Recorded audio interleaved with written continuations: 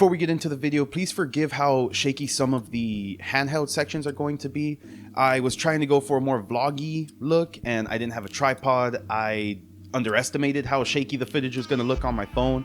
I was hoping the phone would stabilize it a bit more. So please forgive some of that. It's not going to be too bad. There's only 3 or 4 sections. And with that being said, enjoy the video.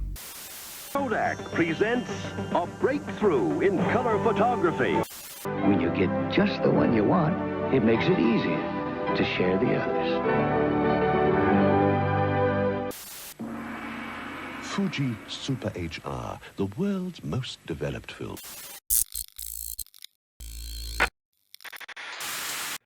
Today is the first day of spring semester here at LBCC, and last semester I found out that there was film in the student bookstore. I just didn't have time to go grab it and shoot it. I don't always shoot black and white film either, so I just kind of left it. However, this semester, I'm well aware of it. I have a little bit of time right now during the the beginning week when there's not much going on. So I went ahead and got me a free roll. Now, how is it free? I'll get into that in a little bit. But first, let's go ahead and shoot some of this film.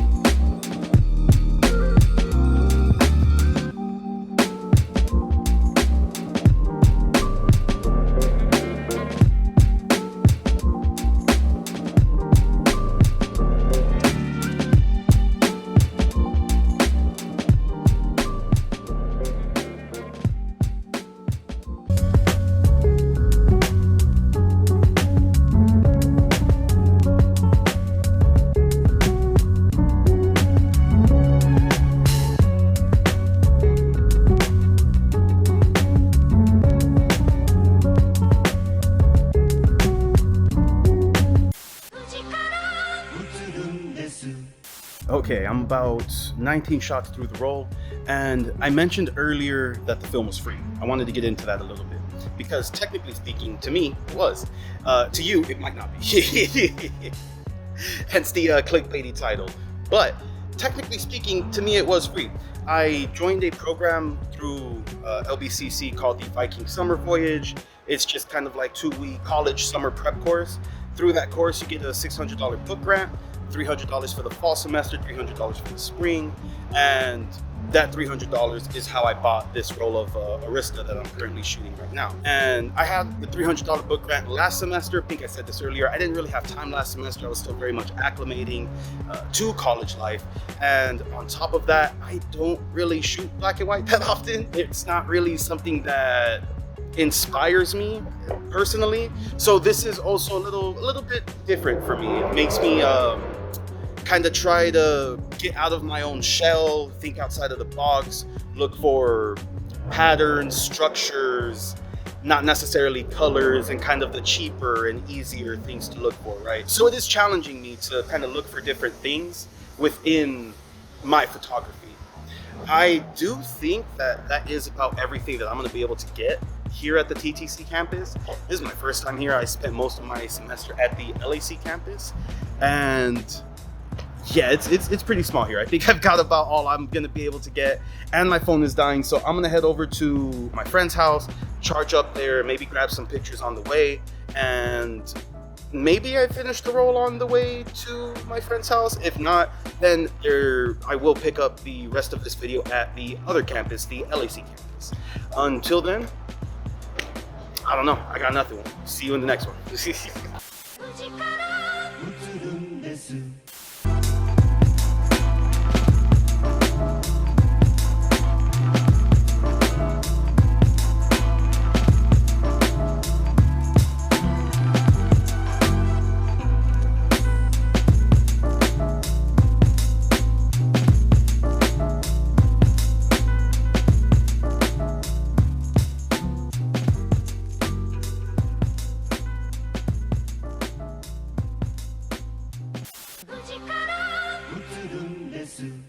Day 2 of the roll. I just got out of class. I'm on shot number 26 and it is extremely cloudy. So I hope that, I mean, it's probably not going to bode well for the pictures, but I hope it doesn't affect them too much.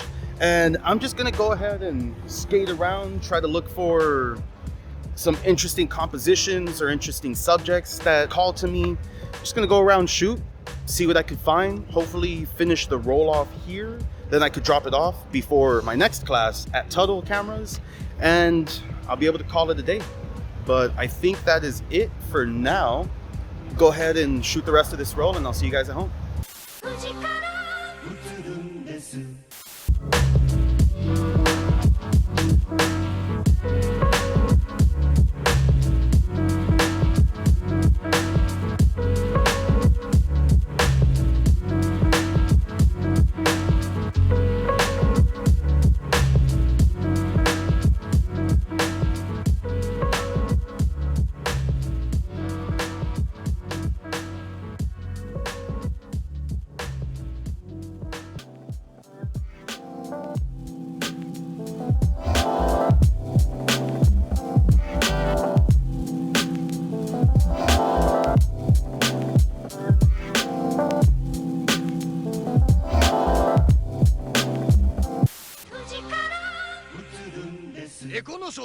All right, so that's about it for the roll. I just got out of Tuttle Cameras. Here we are, dropped off the film. Now just got to wait for it to get developed. And I think that's it for me here. I picked up a few things, but nah, that's not really important. I think from here we can just go back home and check out the roll. Welcome back. I hope you guys enjoyed the little adventure that we went on. I'm just going to talk a little bit more about the film and I'll wrap it up after this. What is Arista 400 EDU? Arista 400 EDU is basically just Fomapan 400. It's respooled, which is why in some of the shots, in the beginning 2 shots actually, you'll see that there's some light leaks. That usually happens when cassettes are bulk spooled or respooled. Now, because it's just Fomapan 400, I'm going to go ahead and read from the spectral sensitivity chart as to what it is. Fomapan 400 Action is a panchromatically sensitized black and white negative film designed for taking photographs under favorable light conditions or using short exposure time. The film meets high requirements for low granularity, good resolving power, and good contour sharpness. Fomapan 400 Action has a nominal speed rating of ISO 400, but due to its wide exposure latitude, the film gives good results even when overexposed by 1 exposure value, or underexposed by 2 exposure values without any change in processing, i.e. without lengthening the development time or increasing the temperature of the developer used. So that's Fomapan 400. From what I understand, Fomapan 400 is itself also a budget stock. It's just meant to be a black and white stock that anyone can have access to, which in and of itself is a beautiful thing, right? Not everyone needs super high sharp or super tack sharp photos when it comes to black and white. Some people just want to shoot film and just see the grain. And that's exactly who Arista EDU 400 is meant for. Either for students, whether you're actually enrolled in a class or you're just learning on your own, or if you just want to shoot some black and white film for cheap. That's ultimately who this is meant for. Could I recommend this film myself? I think I can. I could recommend it. It's normally about $7 a roll, $7 to $8 a roll, at least at the LBCC store. I'm not sure how much it is normally. I just don't shoot a lot of black and white film, so I don't have a frame of reference for the price tags or what that compares to. This is only the second film that I've shot. I think the first one was another respool of Fomapan, but that's a story for another day. But I personally, honestly, I didn't really enjoy the process of shooting the film, but that's just because I'm not too much of a black and white film shooter myself, and that's not to say anything about the film stock itself, but I really enjoyed how the photos came out when they were properly exposed. I think I'm starting to understand the tone chasing, I guess, that happens.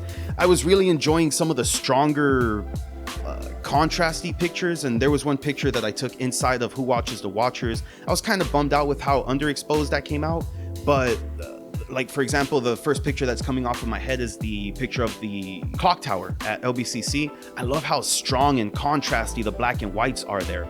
So I think I'm starting to understand why people shoot black and white and the appeal and the lure of black and white film. I just don't think it has its claws in me quite yet. And with that being said, I think I'm going to go ahead and end it here before I start rambling and yapping. please, no matter what you're shooting, whether it's digital, 35mm, 120 large format, Polaroid, Instax, 110, I think that's it. I'm only doing one take of this, so I hope I got everything in there. Please go outside, keep shooting, and go tell someone you love them. Thank you for watching. Like, share, subscribe, all that fun stuff. I'm out. What makes a memory so special is that it happens only once, and then it's gone.